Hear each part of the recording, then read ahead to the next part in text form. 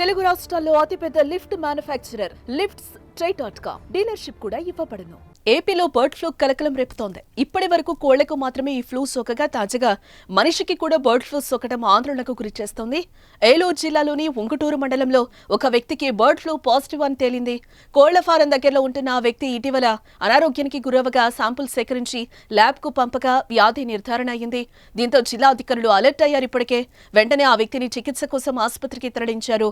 Bird flu మనిషికి సోకడంతో ప్రజల్లో తీవ్ర భయాందోళన వ్యక్తమవుతోంది. అయితే బర్డ్ ఫ్లూ పట్ల ప్రజల ఆందోళన చెందొద్దని, జాగ్రత్తలు తీసుకోవాలని అధికారులు సూచిస్తున్నారు. ఆ పరిసర ప్రాంతాల్లో మెడికల్ క్యాంపులను కూడా ఏర్పాటు చేస్తున్నారు అధికారులు.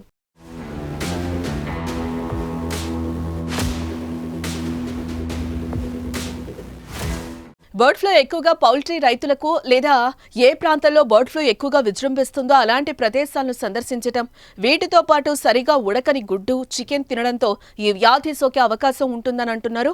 బర్డ్ ఫ్లూ సోకిన వారికి దగ్గు, విరోచనాలు, శ్వాసకోశ ఇబ్బందులు, జ్వరం, తలనొప్పి, కండరాల నొప్పులు, ఆయాసం, ముక్కు కారటం, గొంతుమంట వంటి లక్షణాలు కనిపిస్తాయి.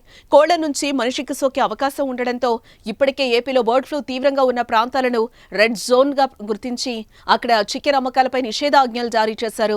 కోళ్లు, పౌల్ట్రీ ఉత్పత్తులపై నిఘా పెంచారు.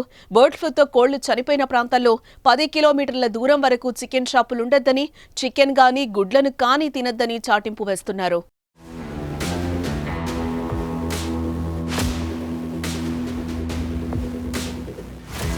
బర్డ్ ఫ్లూ కేసులు నమోదైన చోట ఫారాలను 3 నెలల పాటు సీజ్ చేస్తున్నట్లుగా ప్రకటించారు. కోళ్ల ట్రాన్స్పోర్ట్ ఆపేందుకు పోలీసులు ఇప్పటికే చెక్ పోస్టులు ఏర్పాటు చేసినట్లుగా తెలిపారు.